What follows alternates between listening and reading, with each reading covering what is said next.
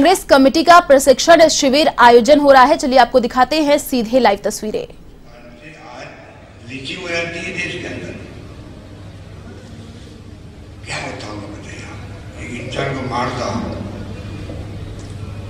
तो क्या क्या बीतती है, उसको एक आदमी को सब लोग मिलकर मार रहे हैं।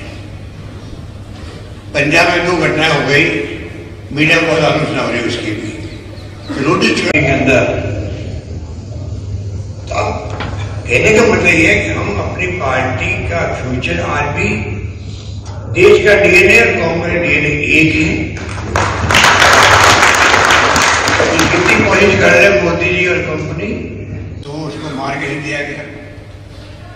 वो कल वहां रजत शर्मा बोल रहा था टीवी के अंदर। तो अब कहने का मतलब ये है कि हम अपनी पार्टी का फ्यूचर आज भी देश का डीएनए और कांग्रेस डीएनए एक है। कितनी कोशिश कर रहे हैं मोदी जी और कंपनी, आरएसएस वाले। सरकार बना ली झूठे वादे से। अभी अध्यक्ष जी बता रहे थे आपको 2 करोड़ का वादा भी कर लिया नौकरियों का, ब्लैक मनी लेके आएंगे, क्या क्या वादे नहीं किए। अगर 14 का भाषण सुन ले मोदी जी के, सब भाषण सुन ले, तो आज हमें कोई कहने की आवश्यकता नहीं इनके बारे में। अपना भी पोल खुल जाती है, ऐसे वादे कर लिए और उनका जिक्र नहीं करे वो। इसलिए हमारा तो आज मैं इस मौके पर ये कहना चाहूँगा कि अध्यक्ष जी की बात को मैं, हालांकि ज़्यादा तारीफ कर दी मेरी, वो अलग बात है,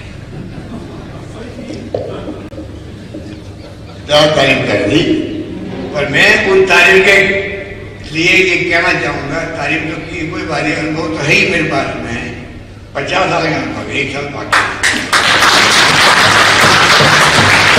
ये अनुभव जो है ये इन्वेस्टमेंट की बात होती है। ये इन्वेस्टमेंट मेरे ऊपर किया, किसने किया है? कांग्रेस ने किया, कांग्रेस नेतृत्व ने किया। वो अनुभव है, और वो अनुभव किसी बार कम के ज्यादा होता है समय के साथ। तो मुझे आज में जो कुछ भी हूँ, चाहे इंदिरा जी थी, चाहे राजीव गांधी थे, मैं, और चाहे सोनिया जी ने मुझे अवसर दिया, 3 बार मुख्यमंत्री बनना, आप समझ सकते हो कि 3 बार पीसीसी का अध्यक्ष, 3 बार केंद्रीय मंत्री, 3 बार पीसीसी का अध्यक्ष, 3 बार यहाँ इससे का महामंत्री, 3 बार मुख्यमंत्री। जो है 3 का आंकड़ा जो है, वो आप बताओ कि मुझे 3री बार मौका मिला, कैसे मिला?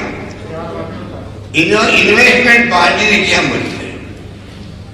तो मैं इनको मानता हूं कि मेरे ऊपर इतना बड़ा भार रहेगा। आज पार्टी जिस दौर से गुजर रही है, आप हो या मैं हूं, सबकी भूमिका अलग हो सकती है, पर हम सबकी ड्यूटी है इस संकट की घड़ी में हम पहले पार्टी के साथ मजबूती से खड़े हैं, तो उसको कामयाब करें। और अल्टीमेटली देश के अंदर इनको भ्रम में कई पार्टियों के नेताओं को कांग्रेस कहाँ है, कांग्रेस यहाँ बैठी हुई है, आप बैठे हुए हैं। मुझे मालूम है कांग्रेस के सिपाही जो है कार्यकर्ता के रूप में, वो अपनी भूमिका जानता क्या करता है। इसलिए मैं आपसे ये अपील करना चाहूँगा कि आप लोग जो निर्देश ऐसे देती है, जो पेशी देती है, उसमें आप दिमाग में रखें, पूरी तरह प्रतिबद्ध होकर, समर्पित होकर आप उसमें लग जाएं। एक दौर आया था जब इंदिरा जी चुनाव हार गए थे, हम लोग एनएससी में थे, तो मेरे वैसे अभी तो सरकार अपने यहाँ पर है, उस वक्त सरकार राजस्थान में नहीं थी, आज तो सरकार हमारी है। उस वक्त तो और डिफिकल्ट टाइम था, उस वक्त भी सब लोग लगे रहे। एक से साइकिल घूमता है, सेकंड घूमता है, वापिस समझ आती जनता को वास्तव में सच्चाई क्या है। राहुल गांधी अकेला मुकाबला कर रहा मोदी जी का, इसलिए उनके खिलाफ में षड्यंत्र शुरू से कर दिया।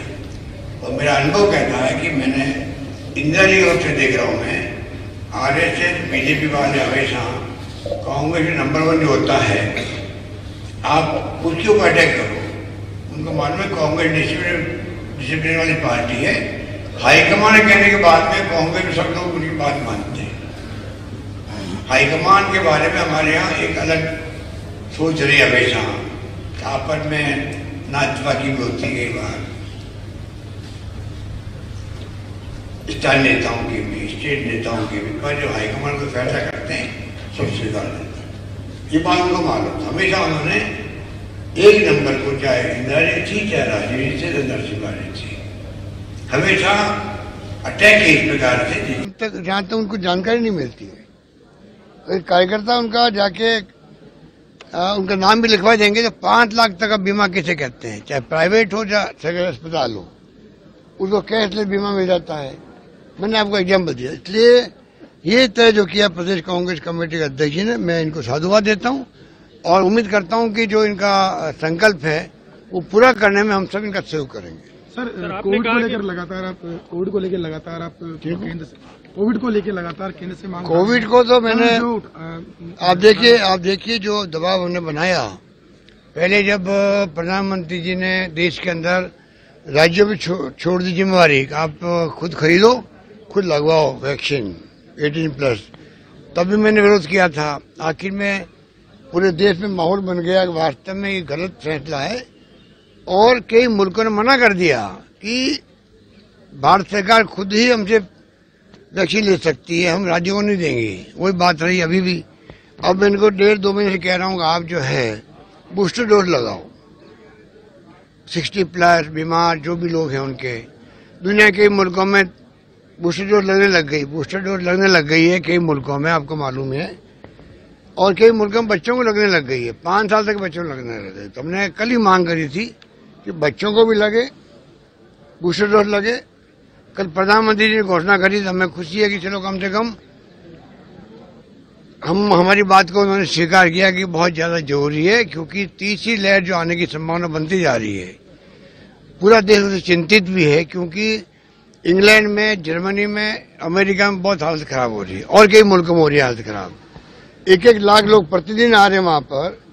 अभी मृत्यु दर बहुत कम है, नहीं के बराबर है, पर विशेषज्ञ कह रहे हैं कब ये अपना मिजाज बदल दे, ये ओमिक्रॉन किस प्रकार म्यूटेंट और तरीके से हो जाए कि दूसरी लहर की तरह ऑक्सीजन की दवाइयों की जरूरत पड़ने लगे, पता नहीं लगेगा। तो तैयारी पूरी हम लोगों ने कर रखी राजस्थान के अंदर।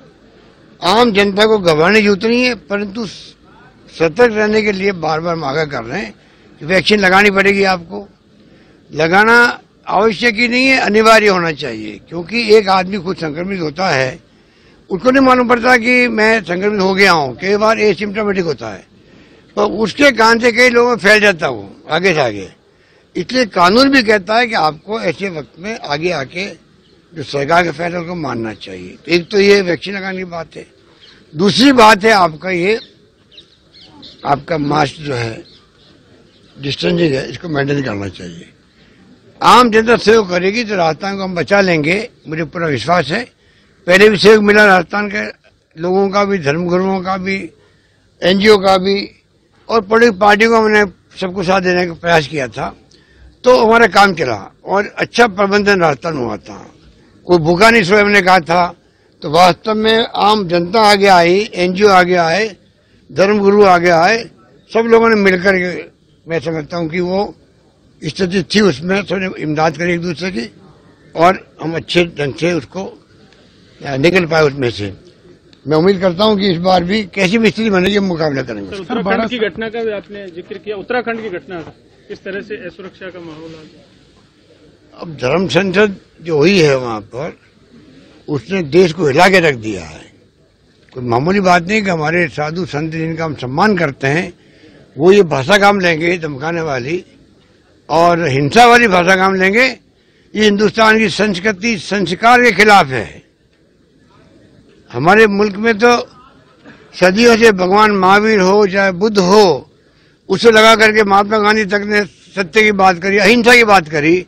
आज पूरे मुल्क में डॉक्टर मनमोहन सिंह जी के वक्त में, सोनिया गांधी जी के वक्त में जो सत्याग्रह का जो संदेश दिया गया गांधी जी का, शताब्दी का, तब प्रस्ताव पास किया विज्ञान भवन के अंदर कि महात्मा गांधी के जन्म दिवस को पूरी दुनिया मनाए अहिंसा देश के रूप में। UN के अंदर डिस्कशन हुए, वहां पर मिस्टर आनंद शर्मा को भेजा गया, इंडिया से विदेश मंत्री को जाके लॉबिंग करी। वहां पर पूरी दुनिया के मुल्कों ने सर्वसम्मति से प्रस्ताव पास किया कि 2 अक्टूबर को हम लोग सब मनाएंगे, अंतर्राष्ट्रीय अहिंसा दिवस मनाएंगे। जिस मुल्क में जिस मुल्क के महात्मा गांधी को लेकर अहिंसा दिवस मनाया जा रहा हो दुनिया में, उस मुल्क में हिंसा की बात साधु संत करें, इस समझ के परे है। जितनी निंदा करें वो कम है, क्योंकि अगर जब तक हम सब लोग मिलकर भाईचारे से, प्रेम से, मोहब्बत से नहीं रहेंगे तो देश कैसे एक अखंड रहेगा। चाहे हिंदू हो, मुस्लिम हो, सिख हो, ईसाई हो, जैन हो, फारसी हो, सबको मिलकर रहना ही पड़ेगा साथ में।